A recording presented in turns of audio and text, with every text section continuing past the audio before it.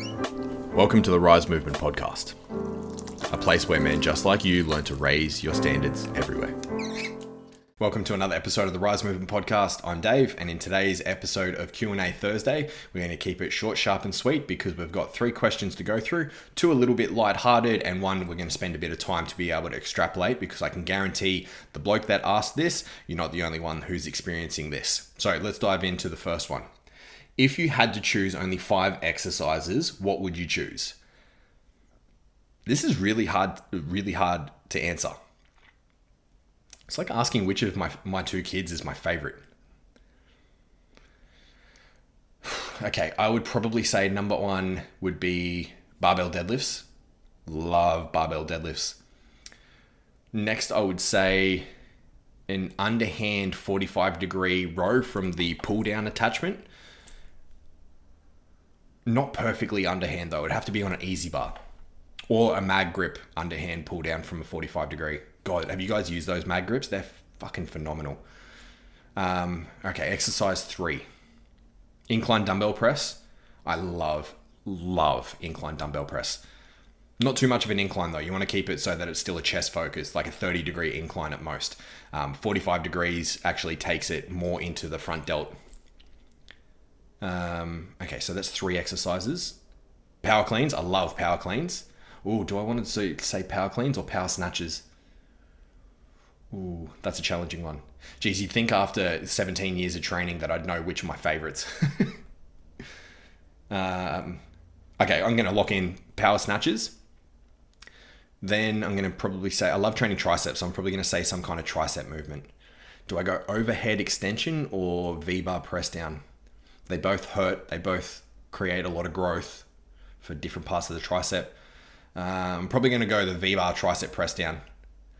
And how many is that? We got deadlifts, 45-degree mag grip row, incline dumbbell press, power cleans, and triceps. That's 5.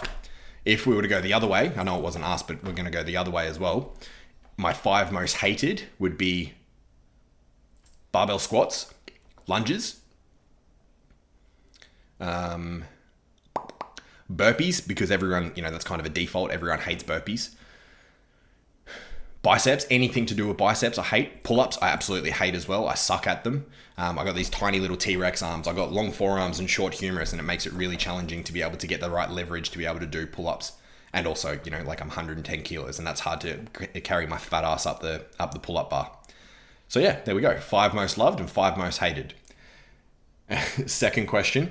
Also, what is your favorite and most hated cardio equipment?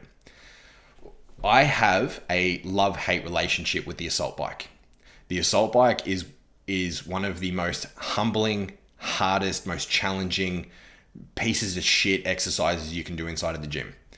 That being said, you can put in a solid work rate and get really decent results out the other side when you put in the effort. It's not... Oh, that's hard to say. Is that my favorite? But I also hate it. I don't know. I love the rower. I'm going to say that. I'm going to lock that in as my answer. I love the rower. There's nothing... Because essentially the rower is doing a cardio version of a deadlift. You got to pull your arms through and use your back muscles and stuff like that. But the leg drive and everything out of the full extension of your arms, that's a deadlift movement. And like I said before, I love deadlifts. Most hated. Spin bike. I hate the spin bike. It's similar to the assault bike for the reason why I hate the assault bike, but my quads, because I've been so quad dominant for so long, like I'll put up a photo over here of me doing bodybuilding and training and stuff like that and, posing. The size of my legs, like I trained legs for 3 days a week for about 6 years just to get my legs to the size that they were. I've trained 3 leg sessions in the last 6 years. I stopped training legs in 2017. My legs are still huge. My legs are still massive compared to the rest of my physique. Just because of the amount of time that I smashed them. And any time that I jump on something that's quad dominant, my quads explode straight away and I get a massive pump and I can barely move them.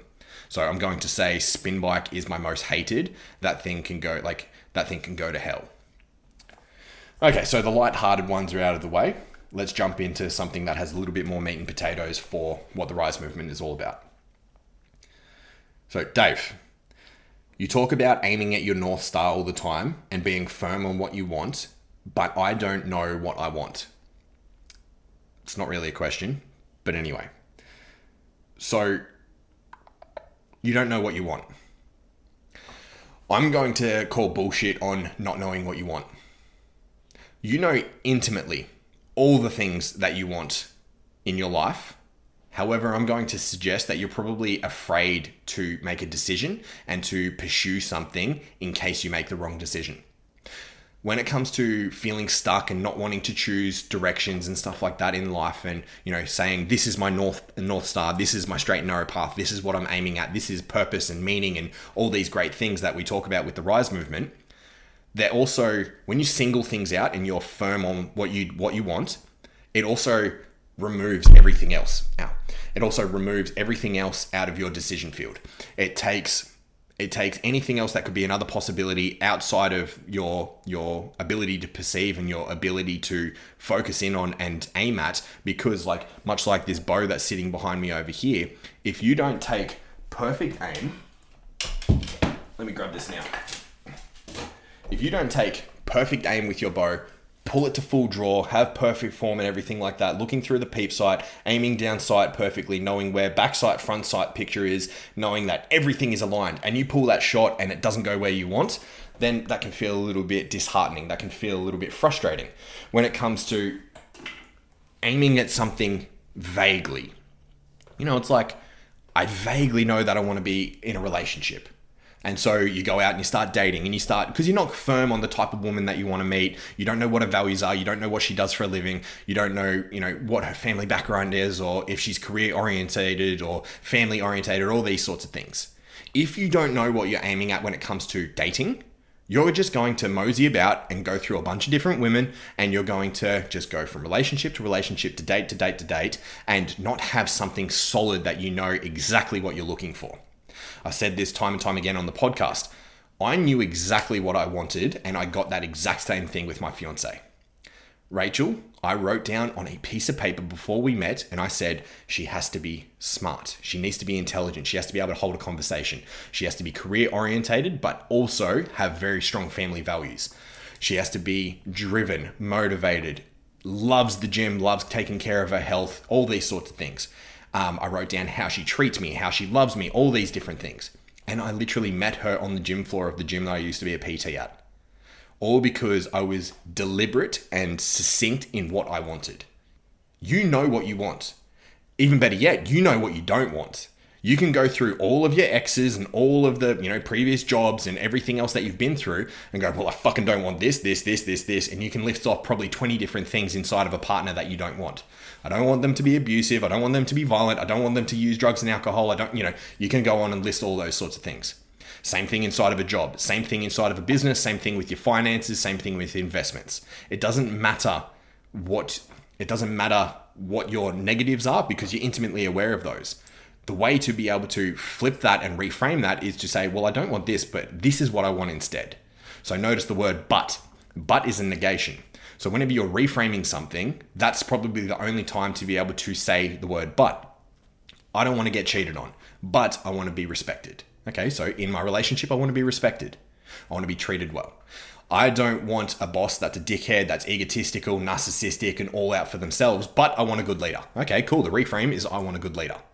Every single one of you guys out there that's feeling stuck and is struggling to make decisions, struggling to aim at your North Star and pick something towards moving towards with purpose and meaning, the only reason that you're stuck and the only reason that you feel like that you can't make these decisions is because you're so worried about missing out on that extra perception, and also because you don't want to narrow things down because you're worried about making the wrong decision. When it comes to making a decision and aiming at something meaningful, it gives you energy, it gives you purpose, it gives you drive, it gives you motivation, it inspires you every single day. That is your relationship, your fitness, your hobbies, your fucking interests, everything. Everything comes down to narrowing in your field of vision into one meaningful thing. Every single one of you knows exactly what you don't want, so just reframe it into what you want. We're all aware of it. It's, are you motivated by the stick or by the carrot? The carrot leading towards and the stick away from. So when you talk about what we spoke about ages and ages ago, about living at cause, about being the cause versus effect, and not being a victim about life. when you aim towards something, you aim towards the carrot, it gives you the ability to shift your focus towards being a cause, being the cause that creates all the effects. Whereas when you're focused on the stick, you're focused on the effect. Well, I don't want this, I don't want this, I don't want this. What happens when you focus on the things that you don't want? You get more of the things that you don't want.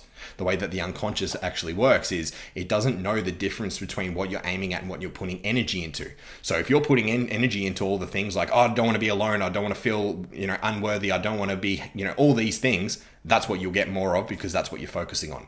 Whereas if you shift your focus towards the carrot that's dangling at the end of the stick and you go, oh, well, I want this and I want this and I want to be able to have this and I want to be able to explore my life and go traveling and have great relationship and great sex and, intimate connection and communication and share this with my partner and I want to be able to build a big lifestyle where we're traveling. Fantastic. Fucking go for it. Aim towards it and put the work in and you have no idea where you're going to be in 3, 5, 10 years time. Everyone is so short-sighted with how much they can get done within 12 months, let alone 3 or 5. You overestimate what you can get done in a week. And a lot of the time when people write to-do lists and they have all these things ready to be able to go, yeah, cool, I'm going to tick off things because I'm aiming towards this goal. You overestimate the amount of time it's going to take you to do these things. And you say, it's going to be done in a month. It's going to be done in 6 months. However, it might take 9 months. And what if you're literally 3 feet from gold? Inside of this great book here, Think and Grow Rich, yet again, talks about the story of being 3 feet from gold, stopping 3 feet from gold. The moral of the story, shortly summed up, is there's a guy, he goes into a gold mine, figures out that there's a bunch of gold around, gets all the equipment, all the things, loans from all the people around the town, from his friends and family and stuff like that, goes and starts digging and all of a sudden the gold runs dry. And what happens is there's a fault line in between. It's a fault seam or something like that. And he stopped at the fault line because he didn't know and he didn't have the expertise to be able to keep going through, and he actually stopped being 3 feet from gold. So what he did is he went back to town, sold all his equipment to be able to, pay off his debts and stuff like that, and he sold it to just a junk man. And so what this junk man did is he used a bit of creative intelligence and he used other people's expertise in their zone of genius to be able to figure out what actually happened. So we got out some surveyors and things like that, go out into the mine, and they figured out, yeah, this is just a fault line. This is just the seam that's going to, basically keep running through. And so what he did is he got all the equipment off that poor gold digger, and then he put it to work.